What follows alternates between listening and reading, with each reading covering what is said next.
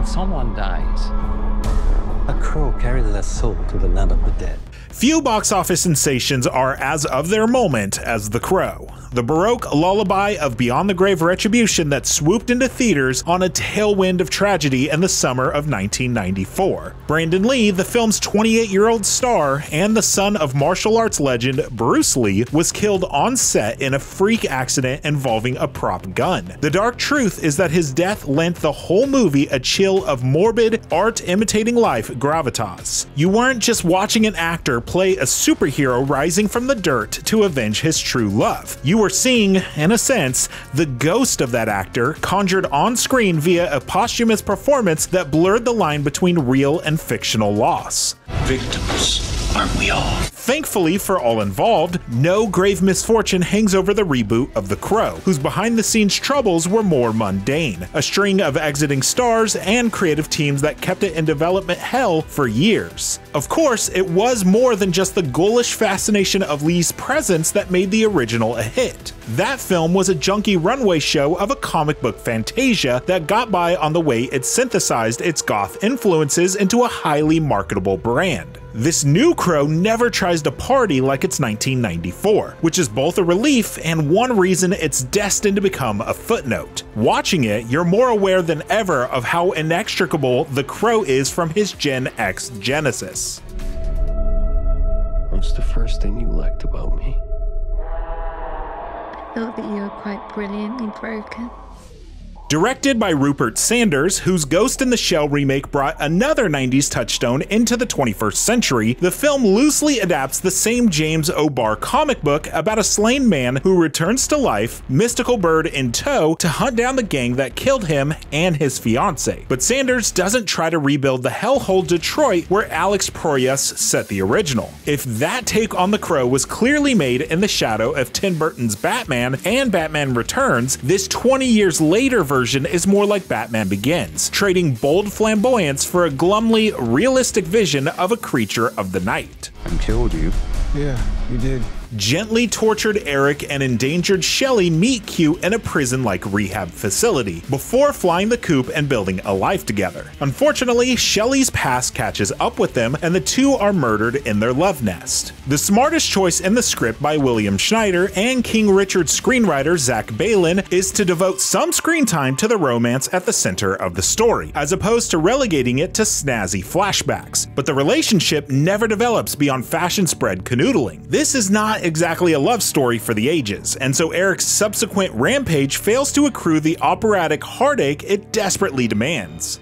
You know that love promises only pain. Between bouts of gunplay, Eric returns to a limbo afterlife that resembles the foggy, marshy underpass of a bridge. You'd think they'd come up with something better, quips our hero's helpful spirit guide. The plot, tweaked for a new generation of mascara-wearing goth kids, is like something out of a My Chemical Romance concept record, with Eric agreeing to hunt down his beloved's killer, a literal servant of Satan who condemns innocent souls to hell in exchange for immortality, to free Shelley from the underworld. That's an agreeably over-the-top direction for The Crow to take, but like almost everything else in the movie, it feels half-baked.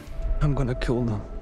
Every single one of them. Once more, planting his freak flag at the intersection of hunky and creepy, Bill Skarsgård is about as close to perfect casting as you're going to get for a 2024 version of The Crow. He's like some unholy love child of James Dean and Peter Lorre. The perfect combination for a sensitive artist twisted into an angel of death. And if Skarsgård doesn't quite escape Lee's shadow, how could he? He looks great with tattoos, black eyeliner, and a sword swung over one shoulder. In its best moments, this Crow feigns towards its own brand of rockstar cool, and cool is about all that matters for this character. You were given the power of a god. But even at under 2 hours, the movie drags. It's paced more like a season of a Netflix show. Where Eric once clawed his way immediately out of the soil, here he spends most of the runtime preparing to become the Crow. The payoff is fun enough. We get one splattery kill spree set in a concert hall, but the sequence's late arrival throws into sharp relief how little the film has been delivering up until then, and how much it's deprived us of the adrenaline rush of its MTV meets Kung Fu predecessor.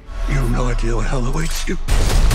The Crow is not the disaster its troubled road to release suggests. Here and there, it achieves a measure of moody appeal, and it never stoops to the craven business of simply tracing over the 1994 version. But seeing this material taken out of its original context, stripped of another era's idea of graphic novel and music video chic, really underscores how much those hot topic elements are The Crow. Without them, you're just watching another generic, vengeful vigilante pastiche, destined to be forgotten after the last flutter of eyelashes and black wings. Do you think angsty teens will build shrines to us? Shelley asks as the two lovers jokingly contemplate a plunge into icy water. But those shrines have already been built, consecrated, and worshipped by multiple generations of surly outcasts. They won't give this version of Eric and Shelley's tragic tale a second thought. It's not anger. It's love. Even with a gamely, brooding Bill Skarsgård in the title role, this Crow is a shadow of the 1994 version, a more generically operatic superhero movie that lacks the flashy style and Gen X attitude that made the original an instant goth sensation. And despite some fruitful tweaks, like devoting more time to the doomed romance The Crow is avenging, it's not different enough to compensate for the ways it fails to match the splashy, moody, dumb fun of what came before it. Maybe there's just something futile about trying to raise this story from the graveyard of Hollywood franchises. For more movie reviews, check out what we thought of Alien Romulus and Borderlands, and for everything else, stick with IGN.